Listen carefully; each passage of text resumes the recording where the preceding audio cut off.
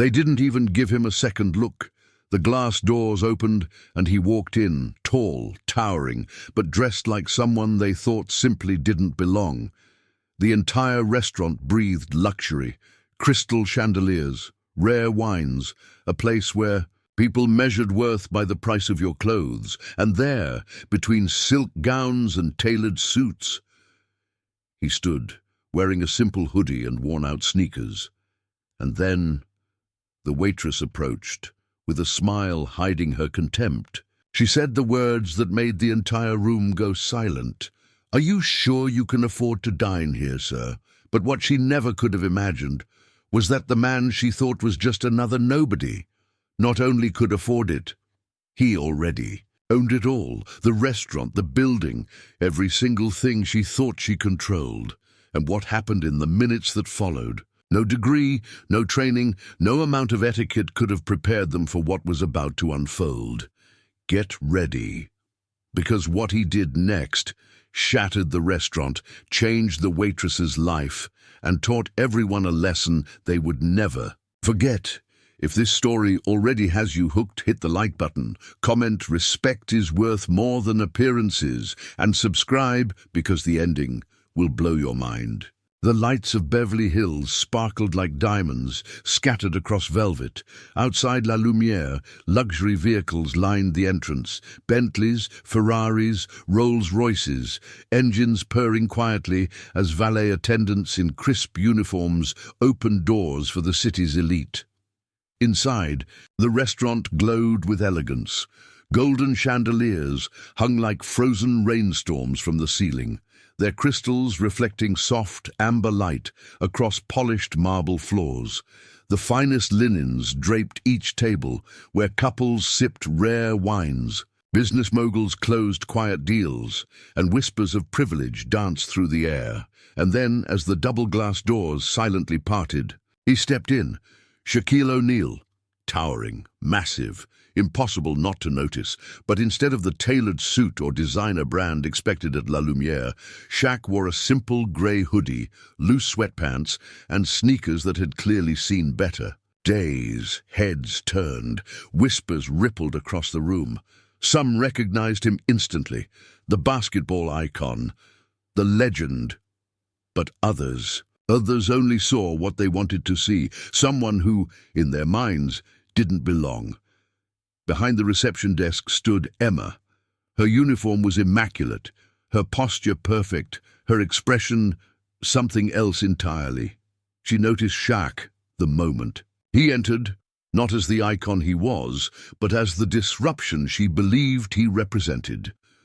In her world, La Lumiere wasn't just a restaurant. It was a sanctuary of exclusivity, where appearances weren't just noticed, they were judged. And his appearance? Wrinkled, casual, an insult to the perfection she so proudly upheld. As Shaq approached the desk, he smiled politely. "Good evening. Is there a table available?" Emma returned a cold, tight smile, her voice smooth but dripping with subtle condescension. "Good evening, sir. This is a fine dining establishment," she said, her eyes scanning his outfit, pausing at his worn sneakers. "Are you sure you can afford to dine here?"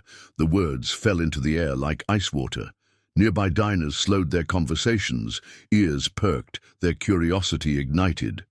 Some smirked, others raised brows, while a few exchanged uncomfortable glances. Shaq stood, silent for a moment, his calm gaze locked on hers, unbothered, unshaken. "Yes," he replied gently. "I believe I can." Emma held his stare for a heartbeat longer, waiting for any sign of discomfort. There was none. But this was only the beginning. What neither Emma nor anyone else in La Lumiere knew was that this night would not just be another quiet dinner. It would become a night none of them would ever forget. Emma turned on her heel, gesturing stiffly for Shaq to follow her, but she didn't lead him toward the center of the room, where elegantly dressed diners clinked their glasses beneath cascading chandeliers. No, Instead, she walked him past the prime tables, through the sea of whispered conversations and veiled glances, toward the farthest corner of the restaurant, near the kitchen doors. The lighting dimmed back here, the ambiance lost its elegance. The clinking of dishes from the kitchen mixed with faint smells of seared meat and citrus polish. It was where noisy deliveries arrived, where the restaurant's perfection faded into its hidden imperfections. Emma stopped beside a small table awkwardly tucked near the service corridor. She flashed him a thin smile, one that barely masked her disdain. "This should suit your style," she said, setting the menu down with a soft thud that echoed in the quieting room. Nearby diners continued to watch, some with pity, some with amusement, but none intervened. Shaq sat down calmly, offering a polite, unbothered nod. He unfolded the menu as if none of it concerned him, his massive hands dwarfing the pages.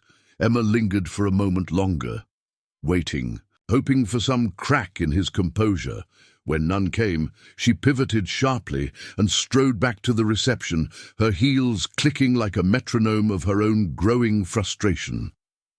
At a central table, an elderly couple watched everything unfold.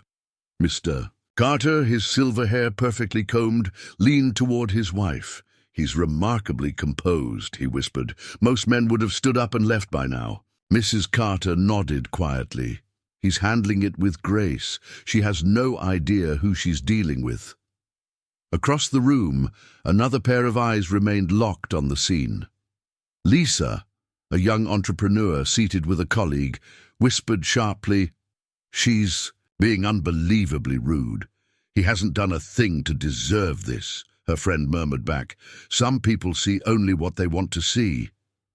And still, Shaq sat there, a quiet storm, unmoved, observing, waiting. But Emma wasn't done. She returned. Minutes later, holding the menu with a carefully rehearsed smirk. "Would you like me to explain the prices?" she asked loudly enough for surrounding tables to hear, her finger tapping dramatically on the menu's highest-priced dish. "The most expensive entree is $350, sir." The words hung heavy. Her eyes pierced into his, expecting him to recoil. "But," Shaq simply smiled, that same gentle, calm smile. "I'll have the filet mignon Rossini," he replied, his voice smooth, unbothered. "As you recommend." For a brief second, Emma's mask slipped. She hadn't anticipated that. Her confidence wavered, but only slightly. "Oh, really?" she scoffed softly, loud enough for others to hear. "Well, I hope you know how to appreciate it. This isn't food everyone is accustomed to." The murmurs around the room grew louder. Lisa shook her head, disgusted. Mr. Carter sighed deeply. The quiet indignation of the other diners was growing like a pressure cooker waiting to explode. And yet, through it all, Shaq's calm never cracked. What Emma didn't realize was that her arrogance had already triggered something far bigger than she could control. And very soon, her world inside La Lumière would begin to crumble, right before everyone's eyes. From the moment Emma walked away from Shaq's table, her confidence inflated with each step. In her mind, she had already won. To her, this was no longer just about serving a customer. It was about asserting dominance. And she believed she had accomplished that. The man with worn sneakers and casual clothes had made the mistake of stepping into a world where appearances defined worth, and Emma saw herself as the guardian of that world. She returned to the front of the restaurant, where her co-worker Jake was reviewing the reservations list. With a smug glance at Shaq's table, she whispered sharply, "He'll be gone the moment that check lands. People like him don't belong here." Jake glanced at her nervously, lowering his voice. "Emma, you might want to ease up. He's just sitting there minding his business." But Emma waved him off, her voice rising slightly, loud enough for a nearby table to catch every word. Look at his shoes, Jake. Look at his clothes. Who comes to La Lumiere like that? He probably won't even make it past the appetizer. Several nearby diners exchanged glances, some shaking their heads. Lisa, still watching from across the room, clenched her jaw. Her friend leaned closer, whispering, "She's embarrassing herself." Mr. Carter observed everything in silence. Raising his wineglass thoughtfully, he murmured to his wife, "This won't end the way she thinks." He's not reacting, because he doesn't need to. And indeed, Shaq continued to sit in complete serenity. He flipped through the menu once more, not because he was unsure, but because he genuinely appeared to be enjoying the process. Like a man at peace, utterly detached from the toxicity swirling around him. Every few minutes, Emma would walk briskly past his table. Not once did she acknowledge him. Instead, she made sure to lavish attention on the other tables, pouring wine with exaggerated grace, offering recommendations with an overly sweet voice. But her eyes kept darting back to Shaq, waiting, almost begging for him to slip up. He never did. The longer he remained calm, the more irritated she grew. Her frustration began to spread like a quiet virus through the staff. Even Jake was starting to shift uncomfortably, shooting glances at the growing number of guests who were now watching the entire ordeal unfold. Lisa finally whispered to her friend again, her voice sharp with anger. "She's not just being rude anymore. She's humiliating herself. And that man, whoever he is handling this with more grace than anyone else in this room." Her friend nodded, because he knows who he is. She doesn't.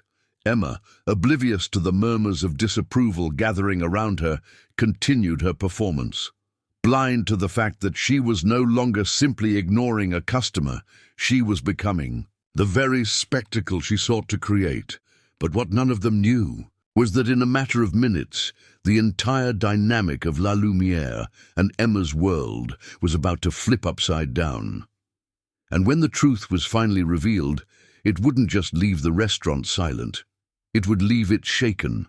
The restaurant's atmosphere was shifting in ways even Emma couldn't sense, but others could. At a table near the center, Mr. and Mrs. Carter exchanged quiet, knowing glances. Mr. Carter, his silver hair reflecting the soft chandelier light, leaned in and whispered to his wife, "He's waiting." Mrs. Carter nodded slowly. "Waiting for what?" "For the moment." "You'll see," he said, a faint smile curling at the corner of his lips. Meanwhile, Lisa, seated with her friend nearby, clenched her jaw. She had watched every petty gesture, every humiliating comment, and her patience was wearing thin. She whispered sharply, "How long is the manager going to let this continue? She's embarrassing herself and this restaurant." Her friend simply nodded, watching Shaq's steady hands as he cut into his meal with calm precision, as though nothing around him could disturb his peace. The contrast was impossible to ignore. Emma's growing desperation to break him, and Shaq's complete refusal to be broken. Every time Emma passed his table, her comments grew more brazen. "This cut isn't for everyone," she said with a forced smile, her voice dripping with condescension. Shaq simply looked up, offered a polite nod, and calmly replied, "I appreciate the recommendation." His voice was gentle, his composure absolute. Across the restaurant, whispers turned into quiet discussions. Patrons who once pretended not to notice were now captivated. Murmurs like waves spread from table to table. "That's Shaquille O'Neal, the NBA legend. Why is she treating him like this? She doesn't even know who she's talking to." The realization was spreading like wildfire. Emma noticed the change in energy but refused to believe she was losing control. She approached the service counter where Jake, her colleague, was stacking menus. "This is ridiculous," she hissed under her breath. "They're all watching him like he's some kind of hero." Jake glanced nervously toward Shaq. "Maybe because he is," he said softly, his voice edged with something Emma hadn't heard from him before. Disapproval. For the first time all night, Emma faltered. Then, from across the floor, Mr. Thompson, the restaurant manager, finally stepped out from the back office. His expression was tight, his steps deliberate. He made a beeline toward Shaq's table, every eye now following him. Standing by Shaq's side, Mr. Thompson spoke with a hushed urgency that cut through the entire room. "Mr. O'Neal, I apologize. Deeply. We had no idea you were visiting us tonight. If I had known, your experience would have been quite different." The restaurant fell into a thick, breathless silence. Shaq looked up, his calm eyes meeting the manager's. His voice was low, warm but firm. "There's no need for special treatment. I came here to enjoy dinner. That's all." But the message had already been delivered, and Emma's world was about to crack wide open. The restaurant's atmosphere had shifted.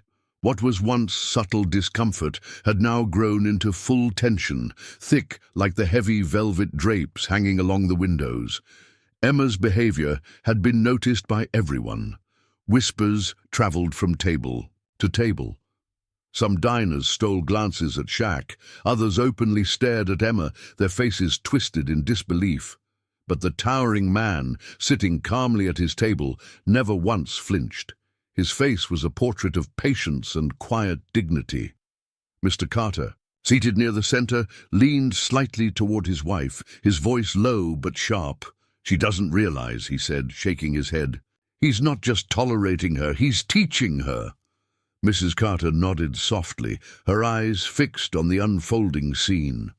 "And everyone in this room is learning." Lisa, who had been watching since the beginning, could no longer contain her frustration. She whispered fiercely to her friend, "Someone has to intervene. This is humiliating. For her, not for him." Her friend nodded but whispered back, "Look at him. He's not broken. She's the one unraveling." But Emma remained blind to the room's growing disapproval. She strutted between tables, flashing, forced smiles at other customers, but every movement was laced with a nervous energy. She was slipping, and deep down, she knew it. Then came the moment that would shatter everything. From the far corner, the restaurant's double doors opened, silently. Every head turned as Mr. Thompson, the general manager, stepped inside. His sharp suit was perfectly pressed, but his eyes were tense as he scanned the room. He had received a discreet phone call from one of the servers who could no longer watch. The disaster unfolded. Mr. Thompson spotted Shaq immediately. His face changed the instant their eyes met. He hurried across the room, weaving between tables, his polished shoes tapping against the wooden floor like a metronome building toward the inevitable climax. When he reached Shaq's table, he stopped and lowered his voice, though the words carried to every ear in the silent restaurant. "Shaq, sir, I had no idea you were dining with us tonight. Please, forgive the service you've received." And in that instant, everything stopped. Gasps rippled across the restaurant. Diners froze mid-bite. Emma stiffened, as if struck. The color drained from her face as Mr. Thompson's words echoed, again in her mind. "Shaq." Lisa's jaw dropped. Even Mr. Carter raised an eyebrow, whispering under his breath, "Well, there it is." Emma's trembling hand gripped her notepad tighter. The realization struck her with the force of a falling chandelier. This man she had ridiculed, the one she tried to dismiss as unworthy, was not just any customer. He was Shaquille O'Neal, a legend, a man with ownership stakes in dozens of businesses, including, she now realized with horror, this very restaurant. The silence that followed was unbearable. Emma's mouth opened, but no words came. The diner's eyes, once curious, now turned cold with judgment, not toward Shaq, but toward her. And yet, through it all, Shaq remained exactly as he had been from the beginning, calm, still, unmoved. He smiled gently at Mr. Thompson. "It's quite all right," he said. "No harm done." But everyone knew harm had been done, and soon the real lesson would begin. The air inside La Lumière felt thicker than ever, as if the entire room was holding its collective breath. Every pair of eyes now locked onto Emma, whose body language betrayed her internal collapse. Her confident posture had wilted. Her once arrogant expression was replaced by sheer panic. She looked down, then back at Shaq, hoping, praying for some way to salvage what could no longer be undone. But Shaq wasn't angry. That's what made it worse. He didn't need to be. His calm, steady gaze held her still like a spotlight. Without raising his voice, without calling attention to himself, he had already turned the entire restaurant into his courtroom. Mr. Thompson cleared his throat, glancing around nervously as the whispers continued to build like quiet waves. "Emma," he said, his voice firm but controlled, "we will be speaking privately after this service." Emma could only nod, her lips trembling as tears threatened to rise. But before Thompson could say another word, Shaq gently lifted his hand. The room went silent. He looked directly at Emma, his voice smooth but filled with a weight that pressed into everyone's chest. "Miss Emma, let me ask you something." Her voice cracked as she whispered, "Yes, sir." Shaq's words were deliberate, every syllable cutting through the air like a scalpel. "How many customers have you served here before tonight?" Emma swallowed, barely able to speak. "Hundreds, sir. Thousands, maybe." "And how many of them did you judge based on their shoes, their clothes, their appearance?" The question hung heavy. It wasn't rhetorical. It was a mirror. Emma's head lowered. Too many. The entire room was silent. Even the waitstaff at the edges of the room stood frozen, wide-eyed. This wasn't just about Emma anymore. Shaq was speaking to all. "Of them. You didn't know who I was when I walked in tonight," he continued. "You didn't need to." The simplicity of his words hit harder than any scolding ever could. "Respect," Shaq said softly, "is not something you offer only to people you think deserve it. It's something you give because they're human. Every single person who walks through those doors, whether they wear a suit or sweatpants, deserves to be treated with dignity." He paused again, letting the words settle. Across the room, Lisa whispered to her friend, tears welling in her eyes, "This man is teaching all of us." At the center table, Mr. Carter whispered to his wife, "This is leadership, without shouting, without anger, just truth." Shaq continued, "Everyone has a story you don't see. Everyone carries battles you don't know. Don't confuse appearance for worth." Emma's tears finally broke free, streaming down her cheeks as she whispered, "You're right, sir. I'm so sorry." Shaq's voice softened further, his gaze kind but unwavering. "Mistakes don't define us. What we do after them, that's what matters." The lesson wasn't just for Emma, it was for every employee, for every guest who had remained silent while watching it unfold, and for every person who had once made similar assumptions in their own lives. Emma stood frozen, her heart pounding, but somewhere beneath her shame, something else was beginning to take root. Growth, and this was only the beginning. As the evening wound down, the room that had once been filled with silent judgment now radiated something entirely different. Reflection. Conversations shifted from gossip to gratitude, from whispers of criticism to murmurs of respect. The diners, who had initially been passive observers, were now deeply affected by what they had just witnessed.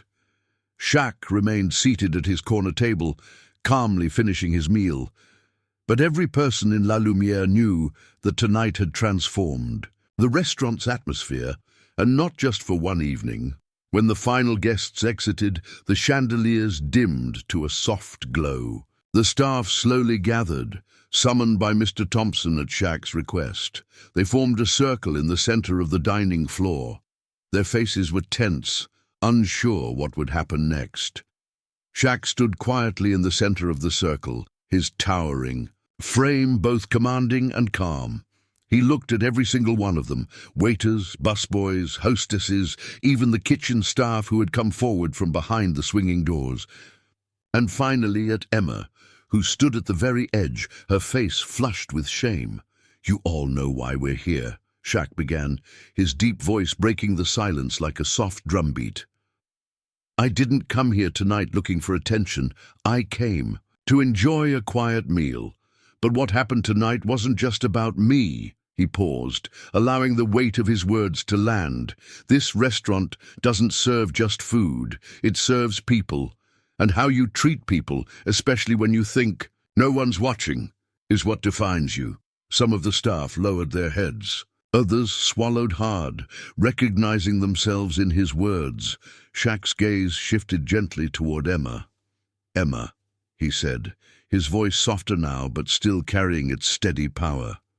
"You made a mistake, but you weren't alone in it, because every person here who stood by and said nothing made one too." The truth of that statement reverberated through the room like a shockwave. Even Jake, who had tried to defend Shaq quietly earlier in the evening, now looked down, acknowledging his own silence. Shaq continued, "It's easy to stand by when you think it's not your business. But real courage, it's choosing to speak up when you see wrong being done." He turned, addressing the entire team again. "This restaurant, this place, can be more than just fine dining. It can be a place where people walk in, no matter who they are, and feel safe, feel seen, feel respected.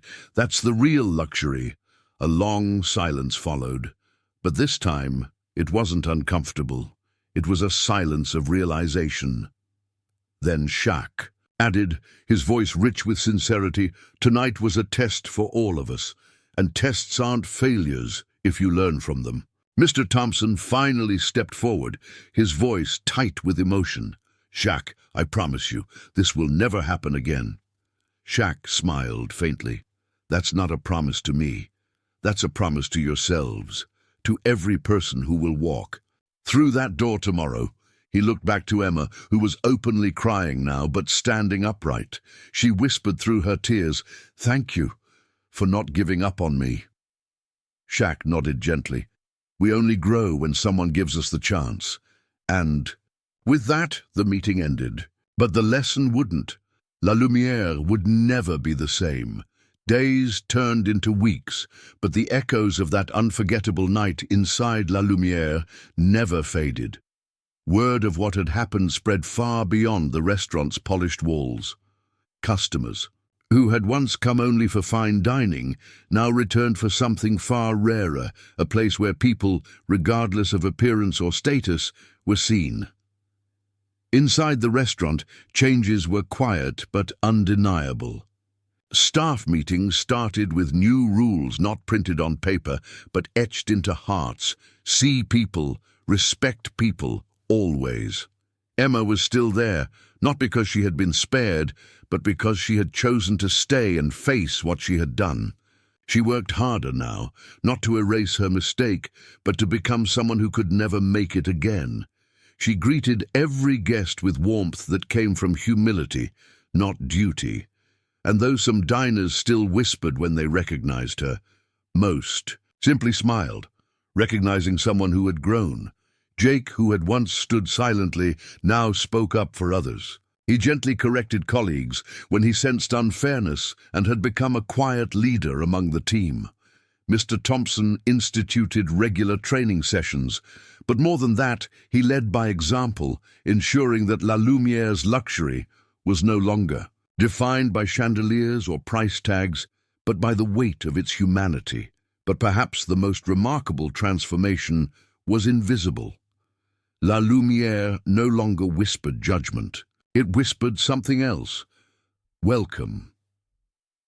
One evening, several months later, the restaurant hummed as usual. The chandeliers glistened. Soft jazz played in the background. Emma stood by the entrance when the door opened. Shaq entered, not alone this time, but with a small group of young athletes from his local mentorship program. Some wore suits, others wore simple clothes, some wealthy, some not, but all treated with the same warmth. Emma smiled as she approached him, genuinely, deeply. "Good evening, Mr. O'Neal. Welcome back." Shaq smiled. "It's good to be back, Emma." This time, no awkward glances followed them through the dining room, no whispered judgments. Instead, staff members nodded with quiet respect. New diners, unaware of what had once occurred, simply saw a well-run restaurant, efficient, graceful, and alive with dignity. At his favorite table, no longer tucked in the corner, Shaq sat and looked around. The ambiance was the same, but the soul of La Lumiere had shifted. The real luxury was now in every handshake, every smile, every act of kindness. Mr. Carter and Mrs. Carter, dining as usual at their favorite table, exchanged glances. Mr. Carter raised his glass slightly in Shaq's direction. "He taught them something money never could," he whispered. Mrs. Carter smiled softly, and they listened. As the evening drew to a close, Shaq stood up once more. This time there was no speech, no spotlight, just a man who had quietly planted a seed and watched an entire forest grow from it. Because true power isn't in being feared, it's in being followed by hearts that choose to be better. And that night, La Lumiere wasn't just a restaurant, it was living proof. One small act of kindness can rewrite an entire world.